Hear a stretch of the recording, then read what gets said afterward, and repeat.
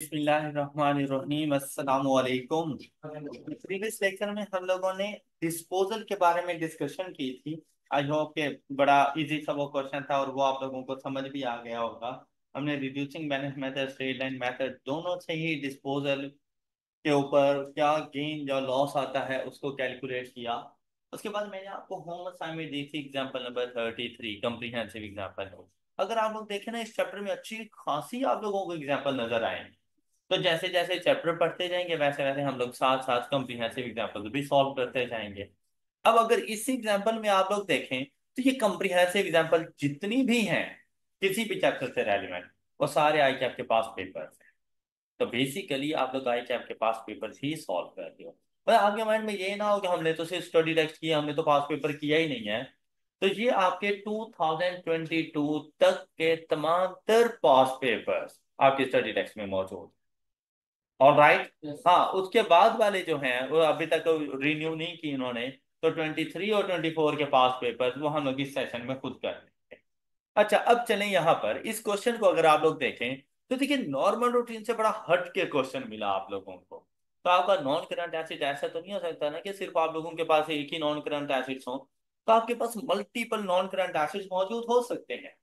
अब क्या है कि ये क्वेश्चन मेरे पास कोई एमसीक्यू बेस तो आएगा नहीं। तो ये एक डिस्क्रिप्टिव फॉर्म में है। तो इसका सोल्यूशन मैंने प्रिपेयर करना है। उसके लिए हम लोगों ने सबसे पहले पर रीड करनी होती है इसकी रिक्वायरमेंट। रिक्वायरमेंट जाएंगी हमारे मेन पेज के ऊपर, हमें मार्क्स इसके मिलने हैं। और क्या कुछ पूछा गया, कहते हैं pass journal entry to record disposal of the old plant. और डिस्पोजल की जर्नल एंट्री हम लोगों ने कल ही डिस्कस की थी प्रीवियस लेक्चर में। तो अगर ये अकाउंट कहता तो हम वो भी बना सकते थे, इसलिए जर्नल एंट्री मांगी, हम जर्नल एंट्री भी दे सकते हैं। और अगर सिर्फ ये यहाँ पर कह देता कि मुझे कैलकुलेट करके दो प्रॉफिट और loss on disposal of fixed assets old plant, हम वो भी कैलकुलेट करके दे देते। ऑलराइट, वो चाहे अगर ऐसी बात करता तो चाहे हम लोग एसिड अकाउंट और डिस्पोजल अकाउंट के थ्रू जाएं, चाहे हम लोग जर्नल एंट्री, लेकिन R1 के अंदर ना जर्नल एंट्री को ज्यादा प्रेफर किया जाता है। R1 के अंदर जर्नल एंट्री को ज्यादा प्रेफर किया जाता है। हाँ, जिसके पास जरा भी नॉलेज ना हो जर्नल एंट्री का, वो अकाउंट की फॉर्म में भी जा सकता है। आप दोनों भी कर सकते हो, लेकिन प्रेफरेंस जर्नल एंट्री को दी जाए। ऑलराइट। अच्छा, सेकंड रिक्वायरमेंट क्या है, कहते हैं determine whether written down value of the fixed asset as at 31st December 2000, कि मेरे पास जितने भी फिक्स एसेट मौजूद हैं 31st दिसंबर 2017 को उनके रिटर्न डाउन वैल्यू क्या होगी। मतलब कि मुझे डेप्रिसिएशन एक्सपेंस भी उनके कैलकुलेट करने पड़ेंगे, मेरे पास कॉस्ट ऑफ एसेट भी मौजूद होने चाहिए। इस चीज को बताने के लिए आपने सबसे पहला काम क्वेश्चन को अच्छे तरीके से रीड किया करो। मतलब कुछ भी नहीं लिखना। सबसे पहले अपने पास रिक्वायरमेंट्स, रिक्वायरमेंट्स के बाद क्वेश्चन की जस्ट एक एक्टिव रीडिंग। पर ऐसा भी ना हो कि एक पैसिव रीडिंग हो कि पता ही नहीं चला लिखा हुआ क्या था, ऐसा ना हो, अदरवाइज वेस्टेज ऑफ टाइम है। अब आपने क्या किया, क्या तो following information pertains to Rose enterprises for the year ending 31 December 2017, acquisition of land and construction of a factory building, उसके बारे में डाटा गिवन है। कहते cost of freehold land purchase with old building structure. मतलब अक्सर आप लोग देखें ना, तो सुबह शहरों के अंदर की मैं आपको बात कर दूं, तो आप लोगों को ना हो सकता है कि पीस ऑफ लैंड ना मिले। मतलब सिर्फ एक जमीन का टुकड़ा नहीं मिलेगा। कोई आपको सपोज घर बनाना है, तो आप कह रहे हैं कि 5 मरले का प्लाट मिल जाए, मे बी वो प्लाट ना मिले। हाँ, वो एक ओल्ड स्ट्रक्चर के साथ जरूर मिल सकता है, एक पुरानी बिल्डिंग के साथ जरूर मिल सकता है। अब मसला क्या होता है कि भाई वो पुरानी बिल्डिंग आपके किसी काम की नहीं है, क्योंकि आपने तो उसके ऊपर अपना बिल्कुल न्यू मॉडर्न सा घर बनाना है। तो आप उस पुरानी बिल्डिंग को रिमूव करोगे वहां से, डिसमेंटल करोगे वहां से, तब जाके वो पीस ऑफ लैंड आपके यूज के काबिल हो सकता है। तो यहाँ पे वो क्या कहता है, cost of demolishing of the old building structure, वो हमारे पास ये आ गया। फिर हमारे पास बात क्या आई, प्रोसीड। अच्छा, ये जो है cost of demolishing of the old building structure, अब ये लैंड की कॉस्ट का पार्ट बनेगा या ये हमारे पास बिल्डिंग की कॉस्ट का पार्ट बनेगा। हाँ जी, लैंड, क्योंकि इससे पहले लैंड अवेलेबल फॉर यूज नहीं है। जब आप उसको डिमोलिश करेंगे तो लैंड अवेलेबल फॉर यूज होगी। और स्टैंडर्ड ने कह दिया था कि कोई भी ऐसा एसिड जो अवेलेबल फॉर यूज ना हो, उसको अवेलेबल फॉर यूज बनाने तक के तमाम तर एक्सपेंसेस कैपिटलाइज करने हैं। तो ये जो कॉस्ट है 1500, ये आपने लैंड की कॉस्ट में ऐड करनी है। ये बात समझ आ गई? फिर देखें, कहते हैं proceed from sale of scrap of land building. अब जो आप लोगों ने उसका सारा एक्सपेंस लैंड को चार्ज किया था, तो इसके ऊपर आने वाले सेल प्रोसीड इस एक्सपेंस में से कम कर लो। मतलब ये जो 250 है, तो आपका बेसिकली जो एक्सपेंस हुआ है वो तो 1250 का हुआ है, तो लैंड का पार्ट 1250 बनाइएगा, या यूं समझ लें 1500 ऐड कर देना है और 250 लेस कर देना। Got it? ये बिल्कुल ऐसे ही है जैसे हम लोगों ने टेस्टिंग कॉस्ट की बात की थी कि टेस्टिंग कॉस्ट का एक्सपेंस कैपिटलाइज कर देंगे, लेकिन अगर उस टाइम पे हमने कुछ सैंपल यूनिट्स बनाए और सैंपल यूनिट सेल करके कुछ सेल प्रोसीड्स मिली, तो उसको नेट ऑफ कर। क्लियर? तो यहां पर भी बिल्कुल ऐसे ही है कि वो सैंपल के सेल प्रोसीड एक मिली, वो आप लोगों ने जाके लेस कर देनी है। बात क्लियर? नेक्स्ट, कहते fee pay to ABC architects for site plan and drawing. किस चीज के लिए? बिल्डिंग के लिए। ये अब लैंड के लिए नहीं है, तो ये बिल्डिंग की कॉस्ट में जाएगा। फिर देखिए हमारे पास क्या आ रहा है, advance pay to quality construction QC for construction of the building, तो ये भी बिल्डिंग में ही जाएगा जो हमने उसको अमाउंट पे की। Further payment to QC, QC अब क्वालिटी कंस्ट्रक्शन, मतलब हमारा कॉन्ट्रैक्टर है जो हमारी वो बिल्डिंग बना रहा है, तो उसको तो जितनी भी अमाउंट पे करेंगे फॉर बिल्डिंग कर रहे हैं, हमेशा बिल्डिंग की कॉस्ट का पार्ट बन जाएगी। ऑलराइट। फिर क्या कहते हैं, कहते हैं acquisition and installation of new plant. अब उस लैंड को परचेज करके बिल्डिंग बना ली, फैक्ट्री तैयार हो गई, अब उसके लिए प्लांट परचेज किया, तो प्लांट को अलग से क्लासिफाई करना है। प्लांट के ऊपर कहता है 25% of the cost of plant paid in advance. ये जो 4000 हमने पे किया है, ये 4000 कॉस्ट ऑफ प्लांट नहीं है, ये जस्ट उसका 25% है। तो हम लोगों ने 100% अमाउंट दे, प्लांट को डेबिट 100% अमाउंट से किया जाएगा, चाहे पे 25% ही क्यों नहीं किया। तो हम इसके 100% अमाउंट को फाइंड करेंगे कि इसके 100% अमाउंट क्या है। हाँ, जो रिमेनिंग 75% होगा वो हमारी लाइबिलिटी बन जाएगी। Got it? लेकिन प्लांट डेबिट होगा अपनी 100% अमाउंट के साथ। ये एक कंफ्यूजिंग थी कि बच्चा 4000 को जाके ऐड कर देता है। नहीं, ऐसा नहीं होता। प्लांट जब भी हमारे पास आ जाएगा नॉन करंट एसिड, वो हमेशा अपनी 100% अमाउंट के साथ डेबिट होता है। हाँ, रिमेनिंग अमाउंट अगर कोई है तो वो पेएबल लायबिलिटी के तौर पे रिकॉर्ड हो जाएगी।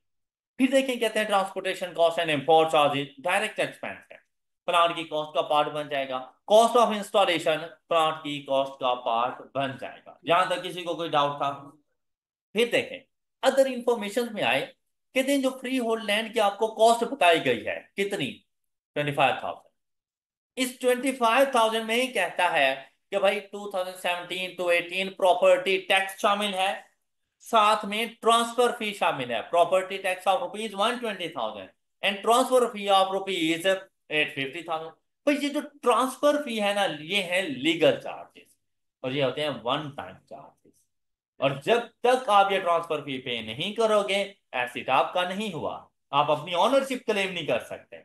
तो ये मैंडेटरी है, ये जरूरी है, ये डायरेक्टली एक्सपेंस है, और ये आपकी कॉस्ट ऑफ बिल लैंड का पार्ट है, डू नथिंग। Got it? लेकिन जो आपके पास आया प्रॉपर्टी टैक्स, तो यहां पर देखो तो वो कहते हैं 2017 टू 18 तक का प्रॉपर्टी टैक्स है, मतलब 18 टू 19 का अलग से पे करूंगा, 19 टू 20 का अलग से पे करूंगा।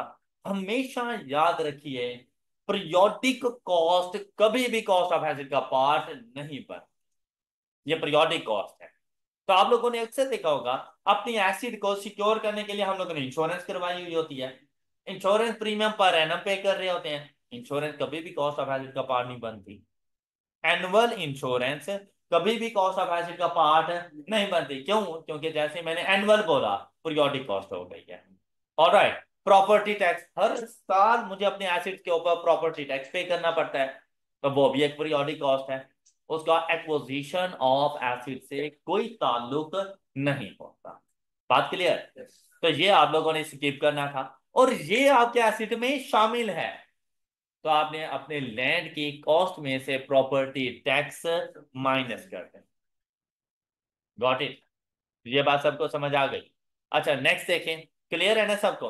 अच्छा इंश्योरेंस की मैंने बात की, अगर है इंश्योरेंस साइलेंट तो कभी भी शामिल नहीं, अगर है एनुअल इंश्योरेंस तब भी शामिल नहीं होगा, लेकिन अगर है इंश्योरेंस इन ट्रांजिट, तो इंश्योरेंस इन ट्रांजिट से मुराद होता है कि सप्लायर के प्रेमिसेस से लेकर हमारे प्रेमिसेस तक आने का जो इंश्योरेंस क्लेम है, मतलब ये इन ट्रांजिट में रास्ते में होना, कि अगर रास्ते में हमारा एसिड डैमेज हो जाता है, चोरी हो जाता है, कुछ भी हो गया, तो उसके लिए हमें कंपनसेट करेगी इंश्योरेंस कंपनी। तो ये एक मैंडेटरी एक्सपेंस है और ये वन टाइम है, ये एनुअल बेसिस पे नहीं जाता। अब जैसे छोटी सी एग्जांपल, आप लोग जब खास तौर पे हवाई जहाज के जरिए सफर करते हो ना, आप सारे इंश्योर्ड होते हो, उस टिकट की प्राइस के अंदर इंश्योरेंस चार्जेस शामिल होते हैं, तमाम पैसेंजर और उनकी फ्लाइट इंश्योर्ड होती है। क्या इन केस अगर एक फ्लाइट को कुछ भी हो जाता है ना, इंश्योरेंस कंपनी वाले जिम्मेदार होते हैं। वो उस एयरलाइंस को उस जहाज की पेमेंट करते हैं अगर किसी तरह से वो डैमेज हो जाता है तो वो सारे इस तरह के इंश्योर्ड हैं। इसी तरह से जो बड़ी बड़ी ट्रांसपोर्टेशन कंपनीज हैं, जैसे आप फैशन मूवर्स को देखो, ये भी जब अपनी गाड़ी निकलवाते हैं इंश्योरेंस कंपनी से, इनका ये जो रूट है, ये वन टाइम के भाई, सुबह यहाँ से इस्लामाबाद जा रहे हैं, इस्लामाबाद जाने तक 4 से 5 घंटे लगने हैं, 4 से 5 घंटे के लिए उनकी गाड़ी इंश्योर्ड होती है। ऑलराइट, तो ये बेसिकली उन कंपनीज को नुकसान नहीं होता, तो उन्हें ऐसा कोई फर्क भी नहीं पड़ रहा होता। तो यहां पर ये जो इंश्योरेंस इन ट्रांजिट है ना, ये होती है कि एसेट को अपनी लोकेशन तक लाने का एक्सपेंस। तो स्टैंडर्ड ने तो वादे कह दिया था कि भाई लोकेशन तक लाने के तमाम तरह एक्सपेंसेस को कैपिटलाइज कर देना, तो इंश्योरेंस इन ट्रांजिट कैपिटलाइज हो। ऑलराइट, जबकि annual insurance expense out. Done? अच्छा, आपको ये चीज अब समझ आ गई, फर्स्ट पॉइंट। फर्स्ट पॉइंट में हमने क्या करना है, property tax cost of land का पार्ट है, नहीं होना चाहिए, हम लेस करते हैं। क्लियर? अच्छा आप लोग गौर कर रहे हो कि मैं अभी तक सोल्यूशन लिख नहीं रहा, लेकिन मैं डिस्कस जरूर कर रहा हूं। यही काम आपने अपने साथ करना है, कि जब आप लोग क्वेश्चन पढ़ रहे हो, आप अपने खुद के टीचर बन जाना और खुद को समझाना, इस पॉइंट को मैंने ऐड करना है, इसको लेस करना है, ये आएगा, इसको इग्नोर करना है, इसकी क्या कैलकुलेशन हो सकती है, ये अपने माइंड में उसी टाइम पे सोच देगा। आपको अकाउंटिंग फिंगर टिप्स भी आ जाएगी और आपको पता चल, एंड तक पहुंचे आपको ये पता चल जाएगा कि सोल्यूशन बनाना कैसे है। ऑलराइट? अच्छा फिर मतलब ऐसे खाम खाम में नहीं पढ़ लेना, डिसीजन इधर ही ले लिया करो पढ़ते हुए कि इसके साथ मैंने करना क्या है। अब जब सोल्यूशन की तरफ जाएंगे ना, सोल्यूशन में हमें टाइम नहीं लगेगा, विद इन फ्यू मिनट्स आपका सोल्यूशन प्रिपेयर होता है। लेकिन अगर आपने इसको अच्छे से पढ़ा हुआ ना हो, सोल्यूशन पे आपको बहुत ज्यादा टाइम लग जाएगा और सोल्यूशन कभी कंप्लीट भी नहीं हो। ऑलराइट, फिर देखो यहाँ पे फैक्ट्री बिल्डिंग की बात करता है, कहते was available for use from 1st July 2017, the final invoice of rupees 19 million is still on पे। अब देखिए कॉस्ट ऑफ बिल्डिंग ऊपर कुछ बताई उसने, वो अमाउंट थी 6,035,000 जो हम पे कर चुके, वो तो हमने कैपिटलाइज कर दिया था, लेकिन जो अभी तक अनपेड है, ये भी कॉस्ट ऑफ बिल्डिंग में ऐड कर देंगे, और साथ में एसिड को 1 जुलाई से डेप्रिशिएट करना शुरू कर, क्योंकि अवेलेबल फॉर यूज हो चुका है। क्लियर? फिर देखें, कहते हैं ट्रांसपोर्टेशन एंड इंपोर्ट चार्जेस कहीं पे नजर आए थे आपको? ये देखें कितने, 1250। उस टाइम पे हमने क्या डिसाइड किया था कि भाई इन्होंने ऐड हो जाना है। अच्छा अब देखें, अगर सपोज कुछ स्टूडेंट ऐसे होते हैं जो स्टार्ट से सोल्यूशन बनाना शुरू कर देते हैं, अब जैसे हमने डिस्कस किया था कि transportation and import charges cost of acid का पार्ट बन जाएंगे, तो और हम बना चुके हैं, तो यहाँ पे एडजस्टमेंट्स आ गई हैं। अब अगर जब मैं एक मतलब पढ़ा हुआ होगा, दोबारा जाऊंगा सोल्यूशन बनाने, मुझे पता नहीं होगा कि भाई इसके अंदर कोई प्रॉब्लम है, कोई चीज ऐड लेस करनी है मैंने, तो वो एडजस्टमेंट मेरे जहन में आ जाएगी कि भाई मैंने वो फुल अमाउंट नहीं लेके जानी, उसमें कोई एडजस्टमेंट्स है। क्या एडजस्टमेंट्स है? कहते हैं of the plant include annual fire insurance premium, बस यहीं पे क्लिक हो गया, भाई ये तो एक्सपेंस आउट है। अब अगर मैं 1250 का ऐड कर चुका था, तो मुझे यहाँ पे नीचे जाके फिर से लेस करना पड़ेगा वो। कि भाई ये गलती से हो गया, माफी भी मांगनी पड़ेगी कि भाई ये गलती से मैंने एसिड को ओवरस्टेट कर दिया। फिर साथ में क्या कहता है, कहते हैं इंश्योरेंस इन ट्रांजिट भी है। हमने कहा इट्स गुड, ये तो होनी चाहिए। तो क्या करना है, तो अपने ट्रांसपोर्टेशन एंड इंपोर्ट चार्जेस में से 350 लेस कर देंगे। Got it? बात क्लियर है सब बच्चों को? नेक्स्ट देखिएगा, कहते हैं the plant started operations on 1 अगस्त 2017। भाई बिल्डिंग की बात खत्म हो गई है, प्लांट की बात है। इसने ऑपरेशन कब स्टार्ट किए? 1 अगस्त को। कहते हैं remaining amount was paid on 31 अगस्त। तो रिमेनिंग अमाउंट कितनी? वो जो 75%, क्योंकि हमने अभी तक 25% पे। कोई बात नहीं है, जब मर्जी पे करो। लेकिन क्या आप डेप्रिशिएट भी 31 अगस्त से करो? नहीं, जब अवेलेबल फॉर यूज हुआ 1 अगस्त से डेप्रिशिएट करना शुरू कर देंगे हम उसको। क्लियर? नेक्स्ट देखिएगा, कहते old plant was sold on 1 सितंबर 2017। बस इससे पहले भी हमारे पास कोई प्लांट रखा हुआ था जिसको हमने सेल कर दिया इस डेट पर। तो मतलब 1 सितंबर तक तो डेप्रिशिएट होगा। हाँ। अच्छा, फिर क्या कहता है, at its return down value plus, at its return down value plus 20%। Means that कि भाई at the time of disposal, अगर उसकी WDV, मतलब मेरी बुक्स में जो उसकी कैरिंग अमाउंट है, अगर वो 100 रुपए है, तो मैंने उसके 120 रुपए में सेल। ऑलराइट? तो मतलब लॉस तो नहीं हुआ, गेन हो गया मुझे। अब ये देखना पड़ेगा कि एसिड की WDV क्या है। जब मुझे एसिड की WDV का पता चल जाएगा, तो मुझे सेल प्रोसीड्स का पता चल जाएगा। उसको मल्टीप्लाइड बाय 120% कर दूंगा, 1.2। ऑलराइट? तो इसने हमें क्या बताया, कहता है the plant was purchase on 1 April 2015 at a cost of rupees 8.5 million. तो भाई 8.5 मिलियन मैंने 1 अप्रैल 2015 को परचेज किया, तो मुझे इसको डेप्रिशिएट करना पड़ेगा। इसकी कैमुलेटेड डेप्रिशिएशन फाइंड करूंगा कहां से? डेट ऑफ एक्विजिशन से। कहां तक? डेट ऑफ डिस्पोजल तक। इसकी कैमुलेटेड डेप्रिसिएशन फाइंड करो।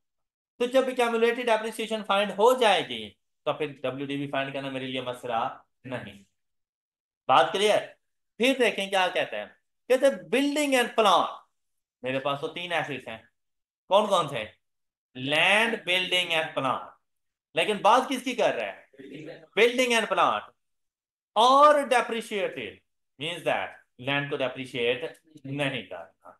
और depreciated at the rate of 5% and 10%। मतलब बिल्डिंग को डेप्रिशिएट करना है at the rate of 5%, plan को डेप्रिशिएट करना है एट द रेट ऑफ 10%। अब WDV मेथड भी हो सकता है और स्ट्रेट लाइन मेथड भी हो सकता है। तो उसने क्या कहा, using reducing balance method. Alright? अब देखिए, अगर हम बात करें बिल्डिंग की, प्लांट की, तो उनका तो फर्स्ट ईयर है। एम आई राइट? तो चाहे स्ट्रेट लाइन मेथड है चाहे रिड्यूसिंग बैलेंस मेथड है, कोई फर्क नहीं पड़ता फर्स्ट ईयर। बात मेरी समझ आई है? फर्स्ट ईयर के अंदर स्ट्रेट लाइन मेथड है चाहे रिड्यूसिंग बैलेंस मेथड है, कोई फर्क नहीं पड़ता। ये फर्क आता है सब्सिक्वेंट ईयर्स के अंदर, यहाँ पे कोई फर्क नहीं आता। हाँ, ये अलग बात है कि वो जो डिस्पोजल की क्यूमुलेटिव डेप्रिसिएशन फाइंड करनी है, उस पे फर्क आ सकता था। तो इसलिए हम कौन सा मेथड यूज करेंगे? Reducing balance method. पहली रिक्वायरमेंट क्या, क्वेश्चन की पहली रिक्वायरमेंट क्या? अब क्वेश्चन अच्छे से पढ़ लिया। देखो, क्या जर्नल एंट्री जो डिस्पोजल की बतानी है, उसका ताल्लुक सिर्फ और सिर्फ इस ट्रांजैक्शन से है। एम आई राइट? क्या इसके अलावा पूरे क्वेश्चन में इसका कोई ताल्लुक है? भाई इससे रेलिवेंट अगर 3 नंबर भी हुए ना, तो कंफर्म वो 3 नंबर आप लोग दे सकते। ऑलराइट? मीन दैट अगर कुछ भी नहीं आता था ना, इतना हो सकता था, ये काम हम लोग कर सकते। अच्छा, अब इसको कैसे जाके करना था? भाई आप सबसे पहले इसी को, जिस रिक्वायरमेंट जिस सीक्वेंस में हो, सॉल्यूशन उसी सीक्वेंस में होना चाहिए। जो चीज पहले पूछ रहा है आपसे अलग से बताओ, चाहे वो आपके किसी लेटर में से ही क्यों ना उसे पता चल जाए, लेकिन आपने अलग से मेंशन करना है कि भाई आपने जो चीज पूछी थी उसका आंसर ये है। ओके हो गया? अब हमने क्या करना है, सबसे पहला काम, क्वेश्चन मतलब आपने सोल्यूशन अब इस तरह से प्रिपेयर करना होगा। देखें, आपके पास आई एग्जाम्पल नंबर 33। जब मतलब जो भी आपका क्वेश्चन नंबर होगा, आप अपने पास वो क्वेश्चन नंबर एग्जाम्पल नंबर लिख लेंगे। हम लोग कर रहे हैं चैप्टर नंबर 3, उसमें हम लोग एग्जाम्पल सॉल्व कर रहे हैं 30। अच्छा, पेपर में ना बिल्कुल ऐसे ही आपने करना है कि क्वेश्चन नंबर, जो भी वो क्वेश्चन नंबर हो, आपने एक मरतबा लिखना है अलग से। अब इसकी दो रिक्वायरमेंट्स थी। फर्स्ट रिक्वायरमेंट फर्स्ट रिक्वायरमेंट आपके पास क्या आएगी, अब ये आपको जरा प्रेजेंटेशन का पता चल रहा है। फर्स्ट रिक्वायरमेंट क्या है, कहते हैं journal entry to record disposal of the old plant. तो हम लोग यहां पे लिख लेंगे जर्नल एंट्री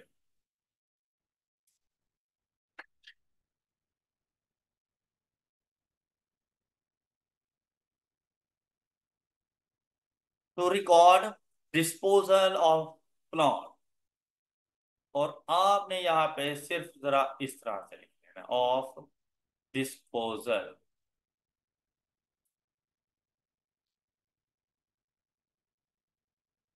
अब आ रहे हैं जर्नल एंट्री की तरफ। तो जर्नल एंट्री के लिए मैंने आपसे क्या कहा था, उसने कॉस्ट ऑफ एसेट बता दिया है। तो मतलब मुझे एक्यूमुलेटेड डेप्रिसिएशन फाइंड करनी है। ओके। और मैंने आपसे कहा था, जब भी जर्नल एंट्री लिखने लगो, 3 लाइनें ये छोड़ दो, चौथी लाइन पे जाकर आप लोगों ने प्लांट को डिस्पोज कर देना है। फोर्थ लाइन पे आप लोग जाके लिखोगे प्लांट अकाउंट और उसकी कॉस्ट। और ये कॉस्ट आपको गिवन है कितनी, 8500। अच्छा, उसकी ऊपर वाली जितनी भी अमाउंट्स है ना, अच्छा ये बात याद रखिएगा, ये जो टेबल में अमाउंट राउंड ऑफ करके देता है मोस्टली, जब टैबुलेशन के फॉर्म में डाटा देगा, लेकिन जब एडजस्टमेंट्स में आता है ना, तो फिर राउंडिंग ऑफ खत्म हो जाती है, फुल अमाउंट्स लेके चलता है। तो आपने इस बात का ख्याल रखना है कि उसने क्या राउंडिंग ऑफ दी है। तो आपने भी सेम वही राउंडिंग ऑफ करनी है जो क्वेश्चन में उसने की। अगर वो राउंडिंग ऑफ नहीं कर रहा, आपने नहीं करना। ऑलराइट। तो अगर आप लोग और करें, तभी वो राउंडिंग ऑफ पे यहां पे वैसे चल रहा है। ओके। अब चाहें तो आप राउंडिंग ऑफ आप भी कर लें। ऑलराइट। क्या करें या ना करें, कोई एक चीज आप डिसाइड कर लिया करो। तो फिर ना ये थोड़ा बहुत पॉइंट्स का डिफरेंस, कोई डिफरेंस नहीं होता, मतलब वो कोई मिस्टेक नहीं होती कि .16 आपने लिख दिया और 17 आना था। ये कोई एरर नहीं है। ऑलराइट। तो हम लोग यहाँ पे लिख लेंगे all amounts in rupees 1000। Start, question के स्टार्ट में ही बता दो ऑल अमाउंट्स इन रुपीज 1000। अब कहीं पर भी ये चीज अब डिस्क्लोज करने की जरूरत नहीं है, स्टार्ट में ही बता दिया करो कि हम लोग अपने अमाउंट्स की क्या राउंडिंग ऑफ लेने लगे। अब यहां पे चलेंगे, तब एसिड की कॉस्ट कितनी रिकॉर्ड करेंगे हम लोग, 8500। हमें राइट। अच्छा, फिर देखें, फिर क्या चीज यहां पर आएगी, एक्यूमुलेटेड डेप्रिसिएशन। क्या आपको पता है क्या है,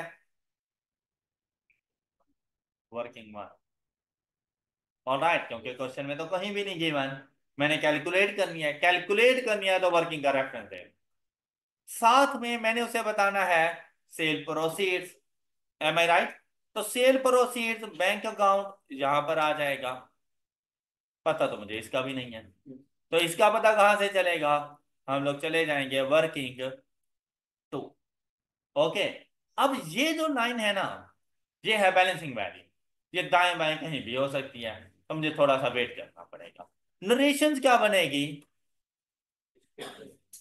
disposal of plant. New plant का डिस्पोजल थोड़ी ना करो, बस old okay, disposal of plant.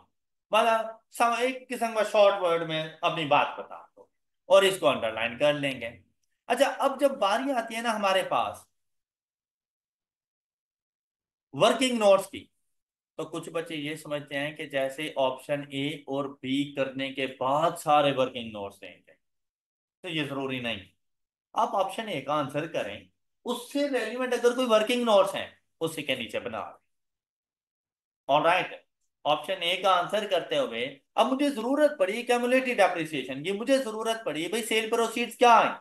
मैं ऐसा नहीं है कि ऑप्शन बी का वेट करूंगा कि वो मैं सारा लिख लूं उसके बाद जाके लिखूं, नहीं।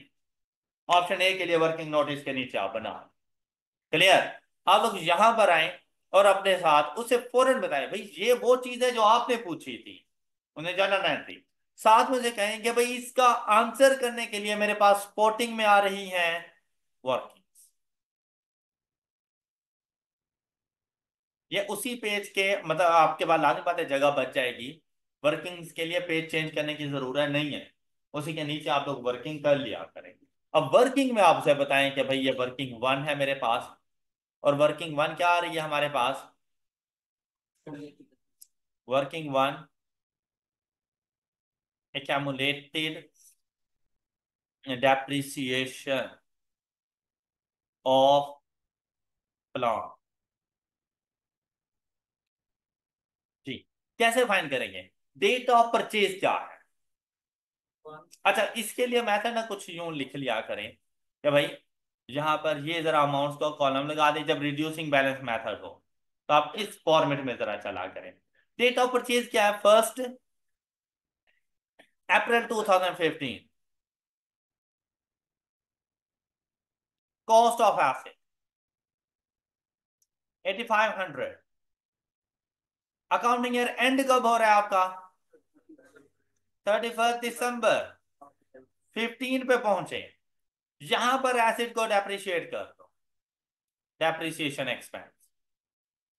अच्छा तो ये डेप्रिसिएशन एक्सपेंस कैसे आएगा आपके पास, ये देख, साथ में ये वर्किंग 8500 मल्टीप्लाइड बाय, प्लांट है 10%, मल्टीप्लाइड बाय 9.5 जी, and the value is 638 exact, less किया WDP, नेक्स्ट ईयर की ओपनिंग वैल्यू आपके पास आ, एंड द वैल्यू इज 7862। क्या आपको याद है मैंने आपको फार्मूला भी बताया था, यहाँ पे अप्लाई नहीं हो सकता था क्योंकि ड्यूरिंग द ईयर परचेज हो रहा है, तो यहाँ पे अप्लाई नहीं कर सकते। इसीलिए आप इस मेथड के ऊपर आया करो, और जब भी ऐसी कोई सिचुएशन है वर्किंग बिल्कुल ऐसी रख। अगर आपके पास रिड्यूसिंग बैलेंस मेथड हो, हाँ स्ट्रेट लाइन मेथड वो एक लाइन की वर्किंग होती है, मल्टीप्लाइड बाय क्यूमुलेटिव टाइम ले लेते हैं, तो क्यूमुलेटिव डेप्रिसिएशन आ जाएगी। अब आए हम लोग अगले साल 31 दिसंबर 2016, डेप्रिसिएशन एक्सपेंस। अच्छा ये डेप्रिसिएशन एक्सपेंस कैसे आएगा, 7862 मल्टीप्लाइड बाय 786। जरा राउंड ऑफ करके लिख रहे हैं। मैंने आपसे कहा कि ऐसी सिचुएशन में पॉइंट्स में कोई वैल्यूज का डिफरेंस कोई डिफरेंस नहीं होता, आजादी मिल जाती है इतनी। ओके। अच्छा ये वैल्यू, फिर अगर आपको मतलब इस चीज की से उलझन हो तो फिर आप लोग टोटल अमाउंट लिख लिया करें, फिर आप लोग राउंड ऑफ की तरफ फिर ना आया करें। अच्छा फिर यहाँ पे देखें वैल्यू क्या बनेगी, ये 7076, वैल्यू जरूर चेक करते रहिएगा। ये आपके पास आ गई WD। अब 17 कंप्लीट नहीं हुआ, ड्यूरिंग द पीरियड आपने एसिड को डिस्पोज किया कब, 1 सितंबर 2017, 1 सितंबर 2017, डेप्रिसिएशन एक्सपेंस। हाँ जी। अब देखिए मैं इस डेप्रिसिएशन एक्सपेंस की भी साथ में वर्किंग उसे बता रहा हूँ।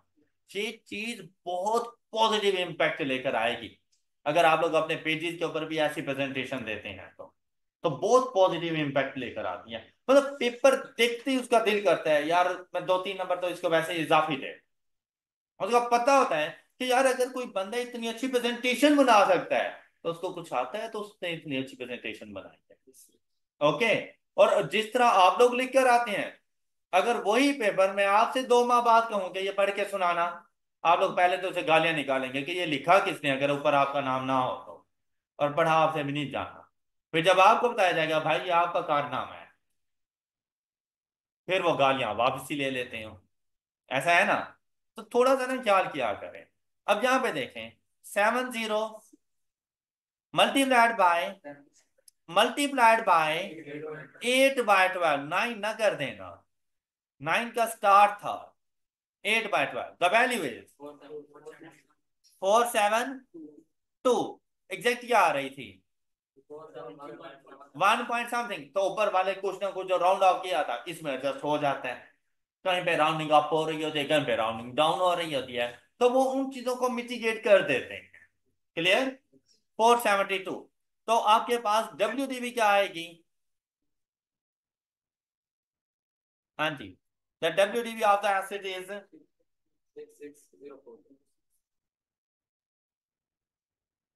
6604। ये है आपके पास एसिड की एट द डेट ऑफ, क्या आपको WDV चाहिए, आपको क्या चाहिए, तो अब एक्यूमुलेटेड डेप्रिसिएशन आपके पास कैसे आएगी,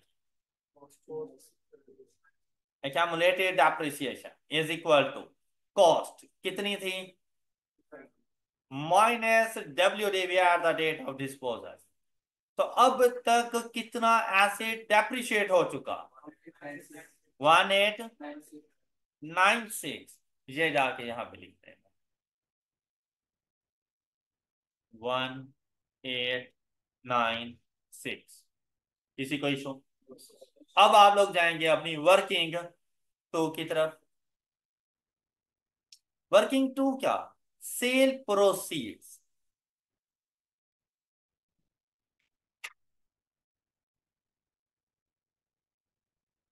सेल प्रोसीड्स कैसे आएंगे आप लोगों के पास, उसने कहा था at the date of disposal asset की जो WDV है, क्या कैलकुलेट कर नहीं लिया हम लोगों ने। अच्छा कितनी है एसिड की WDV, 660। कहां से पता चला आपको, क्या क्वेश्चन में गिवन थी, नहीं, कहां से पता चला, तो लिखो इधर कि भाई ये वर्किंग वन को जाके चेक करो। ऑलराइट, मल्टीप्लाइड बाय 1.2 या 120%, क्योंकि हम लोगों ने 20% एक्स्ट्रा पे दिया है ना, तो फिर 100 में वो परसेंटेज ऐड हो जाती है।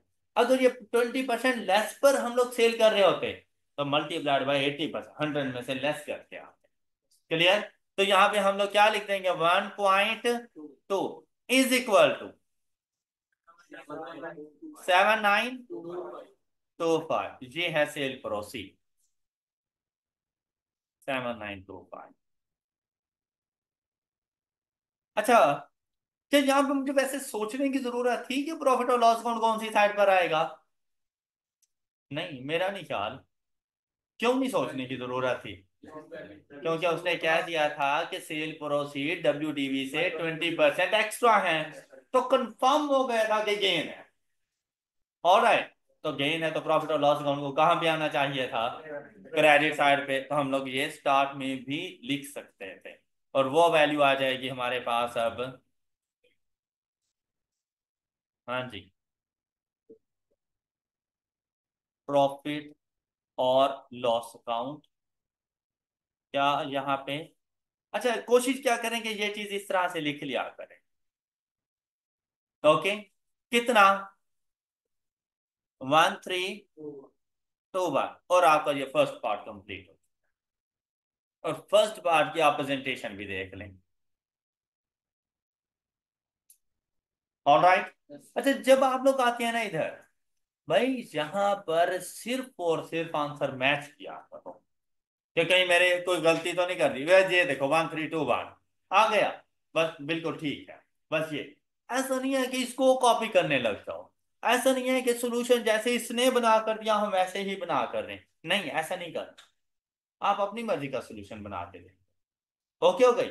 अच्छा अब मैं आपको बताता हूँ सेकंड पार्ट, उसने क्या कहा था, written down value of the fix assets, part B में, तो ये देखें इसकी प्रेजेंटेशन क्या बनेगी।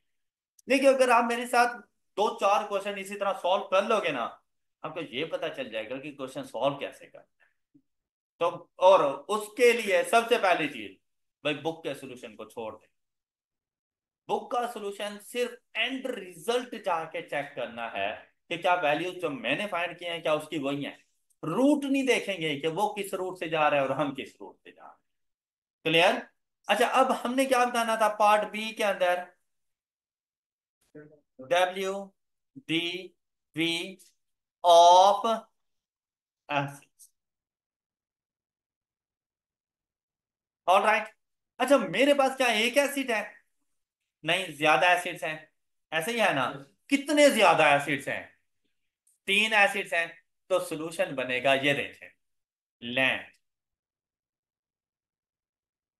बिल्डिंग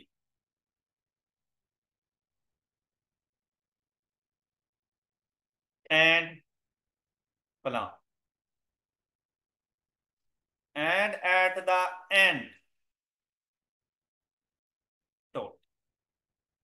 टोटल के लिए मना करे तो ना बने, अदरवाइज जरूर बना। ऑलराइट। डब्ल्यूडीबी कैसे आती, कैसे आती है डब्ल्यूडीबी? कॉस्ट माइनस, तो भाई यहां पे लिख लो, कॉस्ट एक्यूमुलेटेड डेप्रिसिएशन एंड, क्या आ नहीं जाएगा?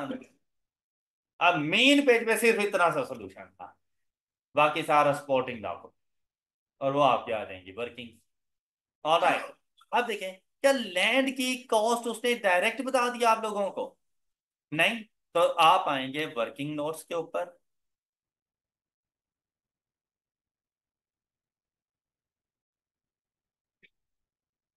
सबसे पहली वर्किंग, वर्किंग वन, क्या चीज? Cost of land.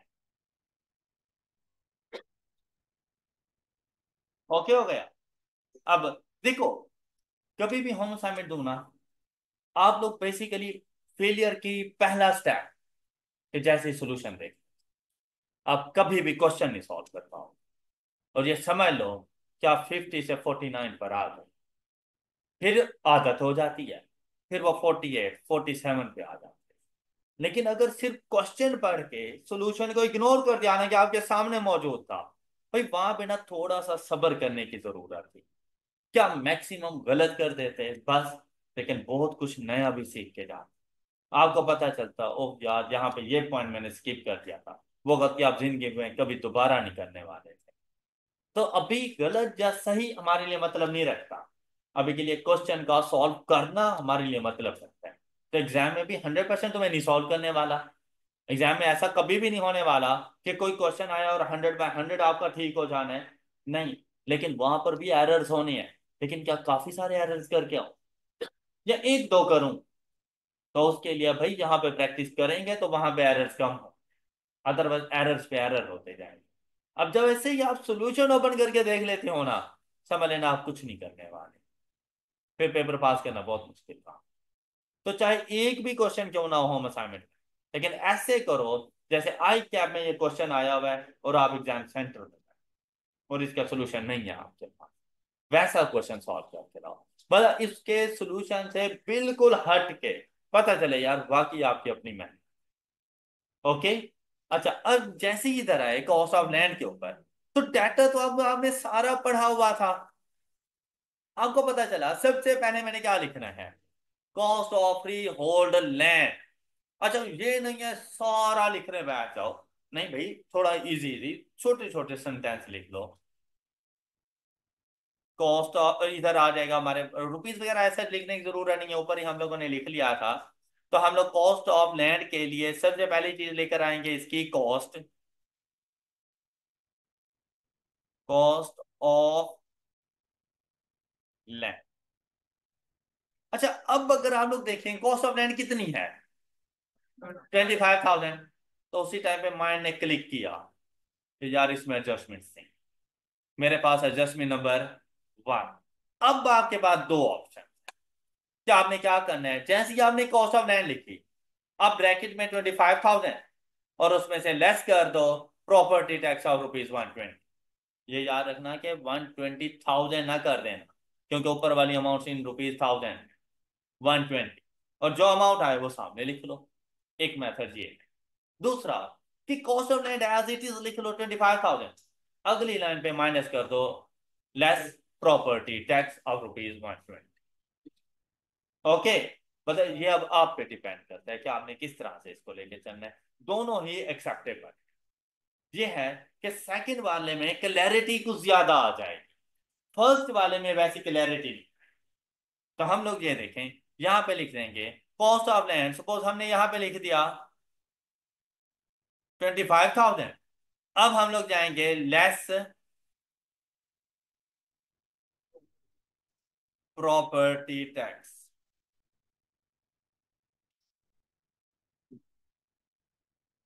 अब ये प्रॉपर्टी टैक्स क्वेश्चन में गिवन था। अब सपोज आपके पास वहां पे जाके एडजस्टमेंट नंबर लिखूंगे 1 2 3 4 5 6। हाँ, अब आपने क्या करना है, यहाँ पर बता दो कि भाई इसका पता एडजस्टमेंट नंबर 1 से चल। ऑल राइट, और जाकर 120 इसमें से लेस कर दो। बात क्लियर? अच्छा, फिर अब सेकंड पॉइंट पे आए। प्रेजेंटेशन की समझ आ रही है ना? नेक्स्ट देखो, अब एडजस्टमेंट में अगर आप लोग गौर करें ना, तो लैंड से रेलिवेंट एसेट कोई और बात नहीं थी, है ना? या थी हमारे पास लैंड से रेलिवेंट और कोई बात नहीं थी एडजस्टमेंट्स में? लेकिन टेबल में अभी है कॉस्ट ऑफ डिमोलिशिंग, लेकिन उसके साथ सेल प्रोसीड्स भी आ गई। अब यहां पर भी दो ऑप्शन है, या तो पहले कॉस्ट ऑफ डिमोलिशिंग सारी की सारी ऐड कर दो, फिर उसमें से proceed from sale of scrap या आप लोगों ने लेस कर देने हैं, या एग्जैक्ट नेट अमाउंट जाके लिख दो नेट कॉस्ट ऑफ डिमोलिश। लेकिन नेट का फिर वर्ड लगा लेना कि भाई मैं लेस करने के बाद लिखता हूं। ओके, हो गई बात? किस तरह से चलना है क्लैरिटी के साथ? तो ये देखें, दोनों ही एक्सेप्टेबल हैं, लेकिन भाई रेफरेंस हर हाल में देना होता है हम लोगों को। अब जब मैं यहां पे चलूंगा तो यहां पे हम लोग लिख लेते हैं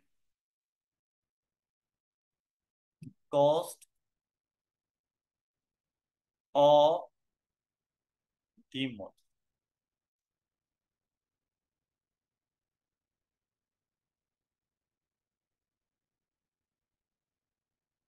कितना?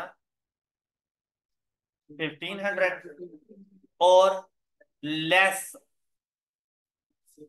Proceeds from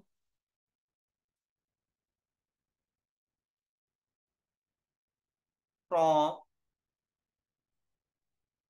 scrap. और कितना आया? तो आप इस तरह ये देखें, ऐसे कर लें। बात क्लियर?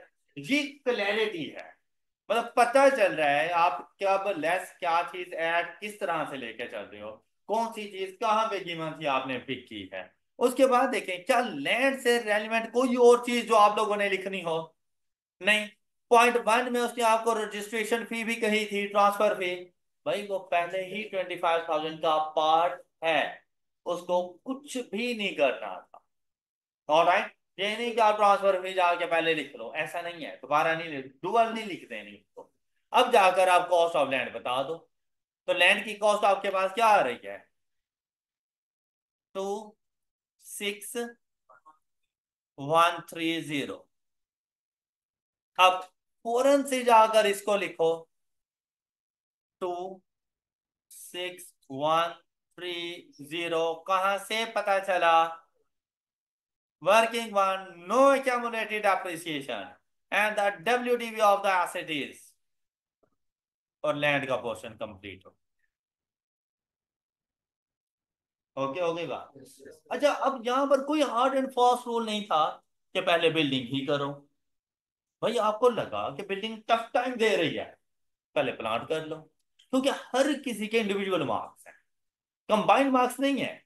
कैंड पे उसने ये ग्रैंड टोटल चेक करने मैच कर गया तो 5 नंबर पक्के ना किया तो सारा कैंसर। ऐसा बिल्कुल भी नहीं है, स्टेप बाय स्टेप आपको मार्क्स मिलते हैं, हर वैल्यू लिखने के आपको मार्क्स। ओके, तो अब वैसे नेक्स्ट बाय रूल मेरे पास बिल्डिंग आ रहा है तो मेरे लिए तो कुछ मुश्किल नहीं है, लेकिन मैं आपके लिए बता रहा हूं कि अगर आपको कभी लगे कोई ऐसा एसेट जिसकी वैल्यू डिटरमिन करना थोड़ा सा टफ टाइम ले जाएगा, भाई उसको फॉर द टाइमिंग स्किप कर दो, अगले एसिड पे चले जाओ।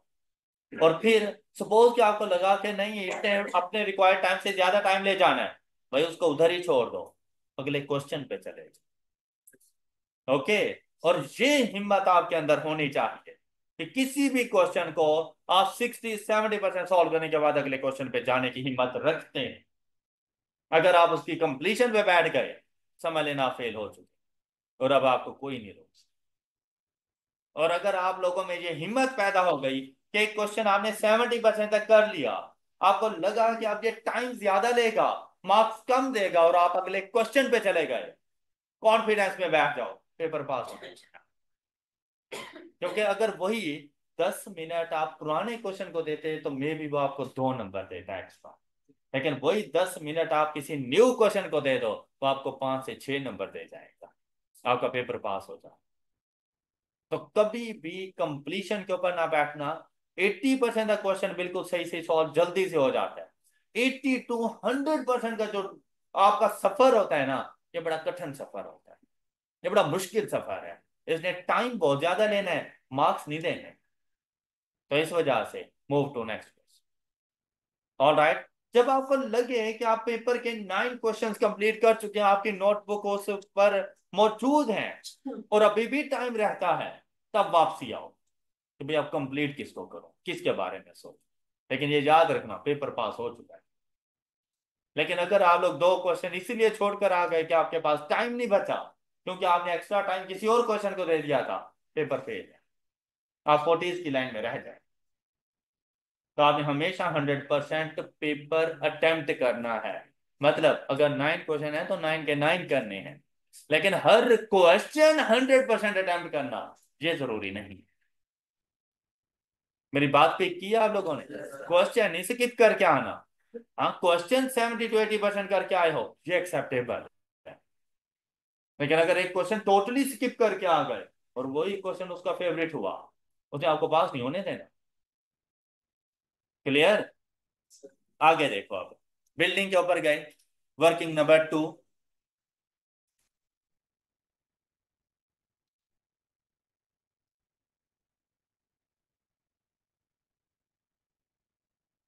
Working two cost of building.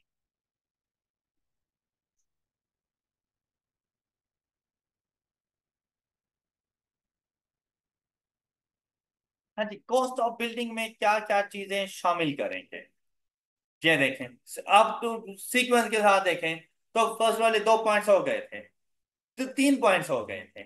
सबसे पहले कौन सी चीज आ रही है? जो for side plan and drawings वगैरह। तो ये सारा लिखने की जरूरत नहीं है, आप लिखते हैं आर्किटेक्ट फी, तो बस वो जाके 800। अच्छा, इसमें किसी किस्म का कोई पॉइंट था? तो सारी की सारी डायरेक्ट कॉस्ट है, कॉस्ट ऑफ बिल्डिंग का पार्ट बननी चाहिए। तो हम लोग लिखेंगे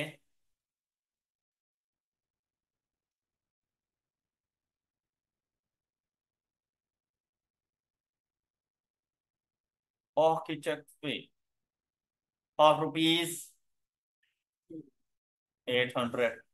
देन, हाँ जी, advance to quality construction, advance to. तो भाई जब उसने एब्रीविएशन यूज कर ली तो आप कर लो, उसको पता चल जाएगा। उसने यूज नहीं की तो आपको भी नहीं करनी चाहिए। ओके। अच्छा, फिर ये एडवांस आपने कितना पे किया, तो यहाँ पे लिखो 6000। फर्दर पेमेंट,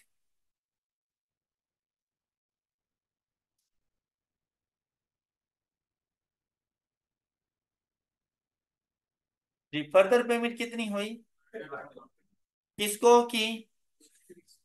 तो क्यूसी कितनी?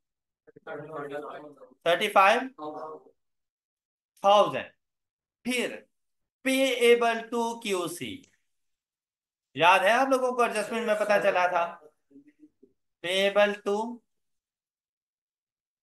क्यूसी कितनी अमाउंट? All right. अच्छा, ये एक ही लाइन में लिखा जा सकता था, एक ही लाइन में, कि पेमेंट्स टू क्यूसी ब्रैकेट लगाते 6,000 plus 35,000 plus 19,000 bracket close total जाके लिख लें। ओके, कर सकते थे ऐसा, लेकिन जिस तरह उसने अलग अलग बताया हुआ था हमने वो ऐड करते गए, वैसे ही बेस्ट प्रेजेंटेशन है। क्लियर?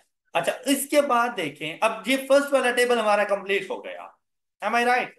तो एडजस्टमेंट्स में गए तो यहां से पता चल गया कि हम लोगों ने ये 19,000 भी रिकॉर्ड कर लिया। क्या इसके अलावा किसी किस्म का कोई बिल्डिंग से ताल्लुक रखता है कोई चीज जो कॉस्ट में आ रही हो?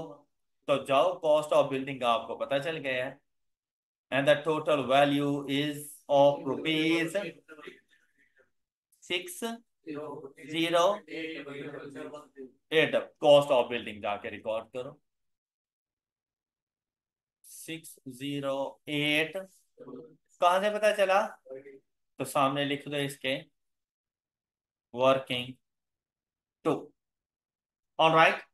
अच्छा, अब इसका डेप्रिसिएशन, भाई इसकी कैलकुलेटेड डेप्रिसिएशन बेसिकली इसके इसी साल की डेप्रिसिएशन एक्सपेंस है।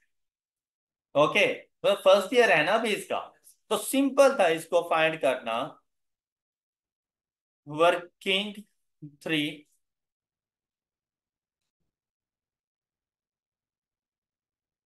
Depreciation expense of building.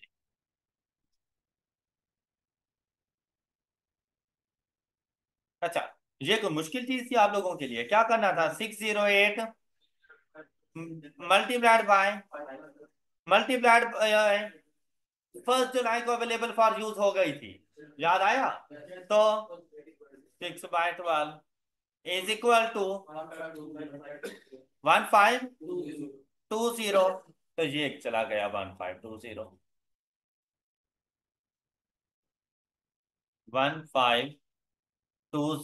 Less कर देंगे, पता कहां से चला? वर्किंग 3 से। And the WDV of the building is 59280। ले, ये बिल्डिंग का पोर्शन भी कंप्लीट हो गया। ऑलराइट। अच्छा, अब नेक्स्ट देखें, वर्किंग 3 हमारे पास आएगी, सॉरी 4, कौन सी?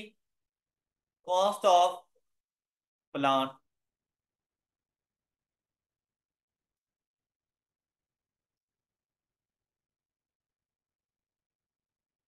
कॉस्ट ऑफ प्लांट, और इसका डाटा गिवन है हमें थर्ड पॉइंट के अंदर।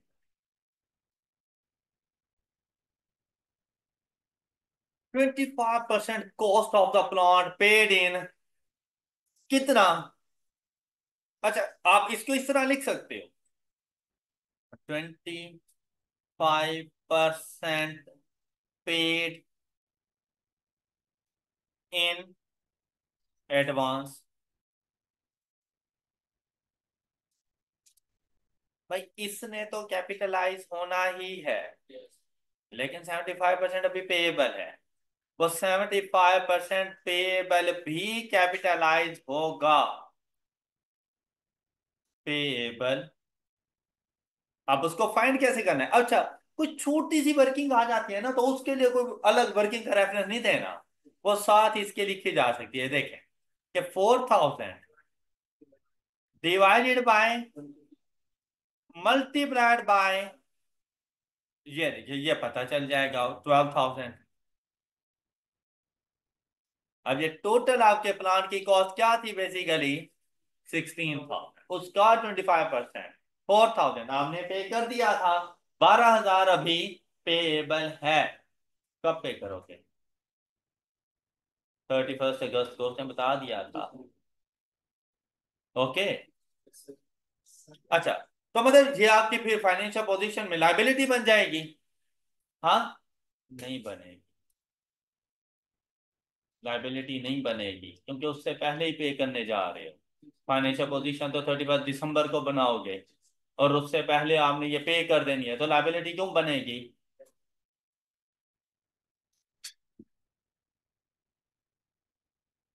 पॉइंट पिक किया आप लोगों ने? इन केस अगर आपसे कह दे 31 दिसंबर मुझे स्टेटमेंट ऑफ फाइनेंशियल पोजीशन के एक्सट्रैक्ट बना कर दें, तो भाई उसमें ये करंट लायबिलिटी ना लिख देना, ये तो आप पे कर चुके हो, तो फिर ये लायबिलिटी आपकी कहां से बनेगी, राइट।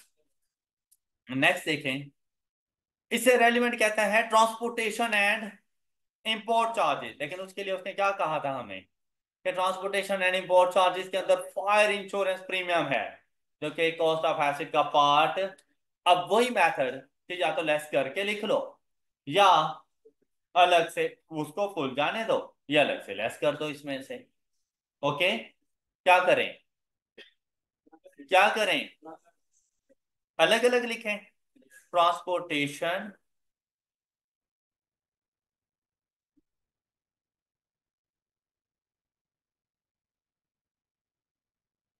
And import charges.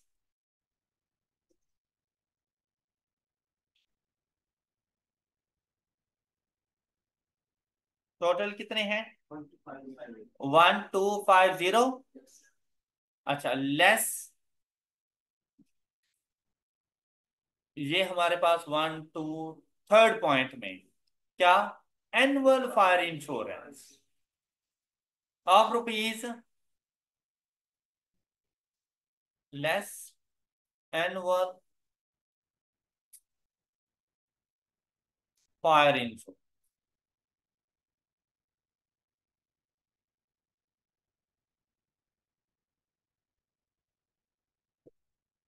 कहां से पता चला, एडजस्टमेंट 3 से, कितने, और ये कॉस्ट ऑफ एसिड का पार्ट नहीं होने, और ये पहले से शामिल है, इसलिए लेस कर। ओके, इसके अलावा कोई और पॉइंट, प्लांट स्टार्ट किया 1 अगस्त को और रिमेनिंग पे कर देंगे 31 अगस्त को, ऑलराइट, अवेलेबल फॉर यूज 1 अगस्त, यहां से डेप्रिशिएट करेंगे, तो कुछ भी और कैपिटलाइज नहीं होना, तो cost of asset is 16900।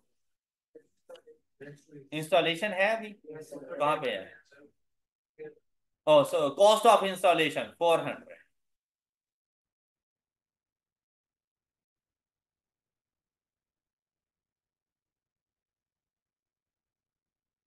Ji, cost of installation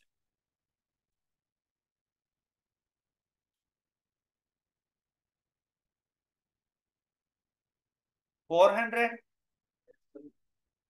हाँ जी, अब आपके पास टोटल कॉस्ट क्या बन गई, 17300। ये जाके लिखेंगे इधर 173, पता चला वर्किंग फॉर, और वर्किंग फाइल में जाकर हम कैलकुलेट करेंगे डेप्रिसिएशन एक्सपेंस ऑफ प्लांट, कितना, 17300 मल्टीप्लाइड बाय 1 अगस्त से, तो 5/12, द वैल्यू इज 721। बस, तो मेरे पास ओल्ड प्लांट भी तो था ना, वो 1 सितंबर तक डेप्रिशिएट तो हुआ होगा ना, लेकिन एक्यूमुलेटेड डेप्रिसिएशन में उसने नहीं डिस्पोज हो चुका है। मैं यहाँ पे प्रॉफिट और लॉस अकाउंट का एक्सट्रैक्ट नहीं बता रहा, मैं उसे depreciation expense for the year नहीं बता रहा। मैंने तो ये देखना है ना कि भाई मेरी स्टेटमेंट ऑफ फाइनेंशियल पोजीशन में किसने जाना है, तो जो एसिड मौजूद है डेप्रिसिएशन एक्सपेंस भी उसी का जाएगा, ऑलराइट। हाँ, अगर मैं यहाँ पे प्रॉफिट और लॉस अकाउंट का एक्सट्रैक्ट बता रहा होता, तो ऐसी सिचुएशन में मैं जो एसिड प्लांट मैंने डिस्पोज किया उसका डेप्रिसिएशन एक्सपेंस भी मैं लेकर आता। बात को पिक किया है, चलो अब एक्यूमुलेटेड डेप्रिसिएशन में सिर्फ चला जाएगा हमारे पास 721। जी, तो आपके पास इसके बाद WDV क्या आ जाएगी? 1679। और ये भाई वर्किंग अगर बनाते हो तो रेफरेंस देना मस्ट हो जाता है। ऑलराइट, अब टोटल का कॉलम बनाना भाई कोई मुश्किल बात नहीं थी, हर किसी की कॉस्ट को ऐड करो। 26130 प्लस 60800 प्लस 17300 10,4,2,3। अब ये दोनों 721 प्लस 1520 2,2,4,1 लेस करें 8,1,8,9। पागल हो गए।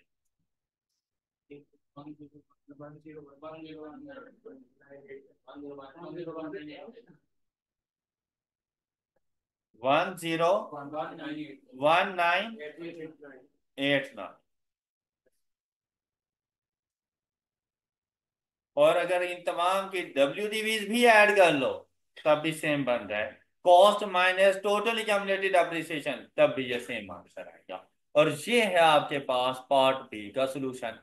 अच्छा, अब जरा इसका सोल्यूशन ये देखें। यहाँ पर हमने सिर्फ इधर क्या चेक करना था, देखिए इसने देखिए कितना वो ट्रिकी सा बना दिया इधर सारा।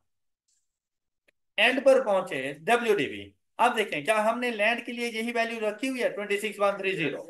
क्या मेरे पास बिल्डिंग की 59280 वैल्यू आ रही है? क्या देखो 59280। क्या मेरे पास प्लांट के लिए 16579 आ रहा है? बस क्या बात है, क्वेश्चन ठीक है। और ये इसका solution.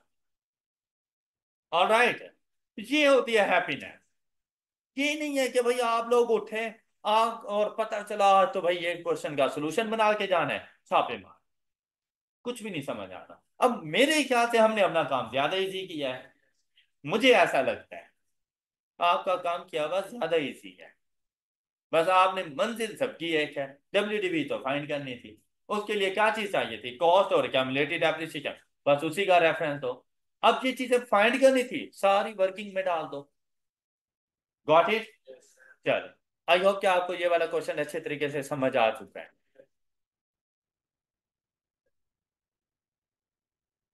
Insurance in transit cost of acid का पार्ट बन जाता है। ओके, ये होती है कि सप्लायर के प्रेमिसेस से लेकर हमारी लोकेशन तक पहुंचने का इंश्योरेंस एक्सपेंस। तो वो लोकेशन तक आना, स्टैंडर्ड ने कहा था कि एसिड को लोकेशन तक लाने के एक्सपेंसेस को कैपिटलाइज करना, तो इंश्योरेंस इन ट्रांजिट कैपिटलाइज हो जाएगी। बनेगी कैपिटलाइज होने का मतलब तो बेटा वो पहले से बनी हुई थी, उस स्टेटमेंट को गौर से पढ़ो, वो पहले से उसका पार्ट थी।